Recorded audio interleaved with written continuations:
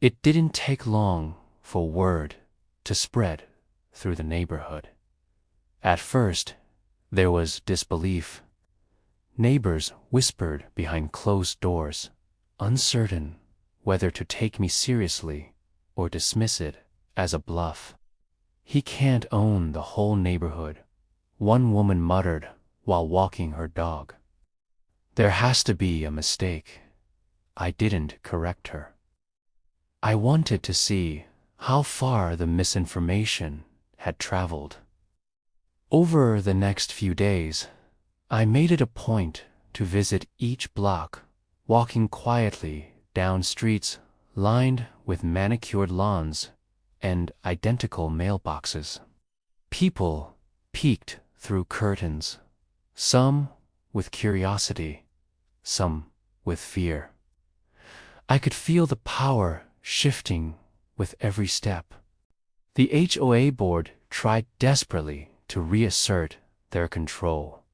Emails flew in my inbox, angry, frantic, demanding meetings. They threatened lawsuits, insisted that past fines were valid, and claimed my records must be forged.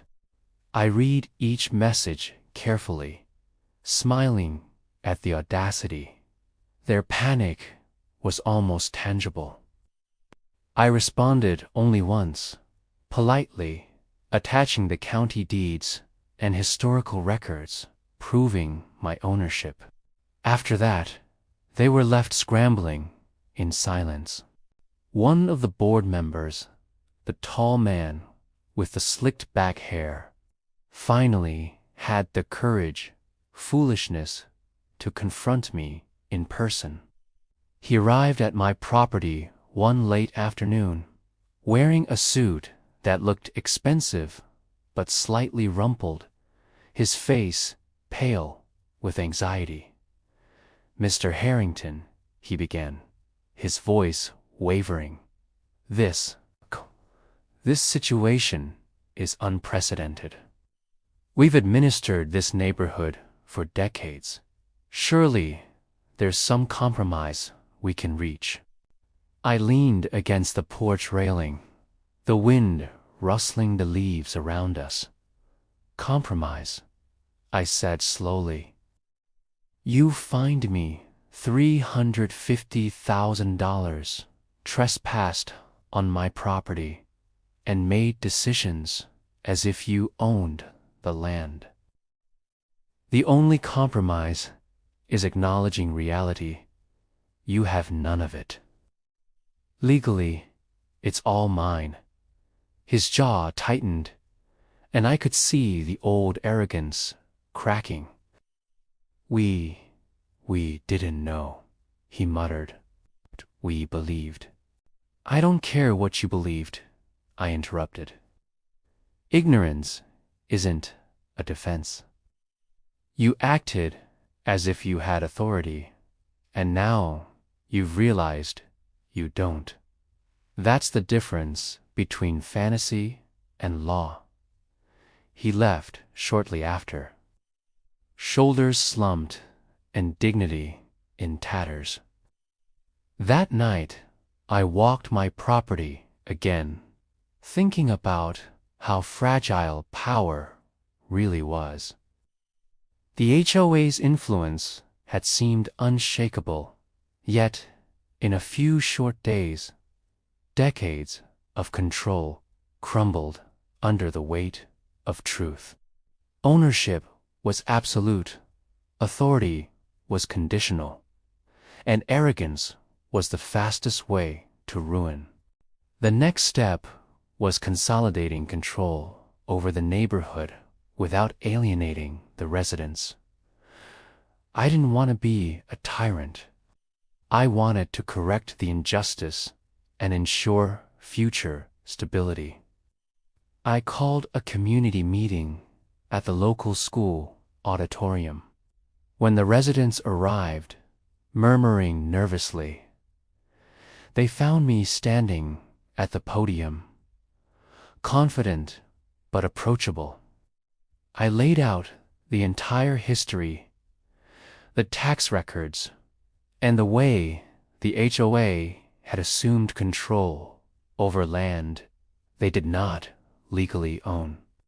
Some people gasped, some cried, some shook their heads in disbelief. I know many of you thought the HOA was legitimate, I said. I know some of you relied on their guidance. But the truth is simple. The land, the streets, the clubhouse, even the parksol belong to me. From this point forward, I will be responsible for overseeing the community, but I promise fairness, transparency, and accountability. We will establish rules together, not through fear or deception. The silence was profound. Slowly, hands began to raise. People asked questions, offered suggestions, and expressed relief that their homes were now under the protection of someone who had their best interests at heart. Even those who had once admired the HOA's power now realized how fragile and arbitrary that control had been. The HOA board members attended reluctantly. Some tried to argue, some pleaded, some begged for positions within the new governance system. I allowed them limited roles, but under strict oversight. Every decision had to be approved by a community council composed of homeowners, ensuring no single individual could dominate the neighborhood again. Their pride was wounded, but it was a necessary correction. The humiliation they experienced was deserved and, in a strange way, educational. With control established, I turned my attention to the fines. The $350,000 owed by me, voided immediately. I also offered refunds to anyone who had paid unjust fees to the HOA in the past 5 years. The accounting department worked tirelessly to reconcile records, issuing checks to families and individuals who had unknowingly contributed to the board's false authority. Word of these refunds spread quickly, and suddenly, my image shifted from unknown landowner to local hero. There were still skeptics, of course.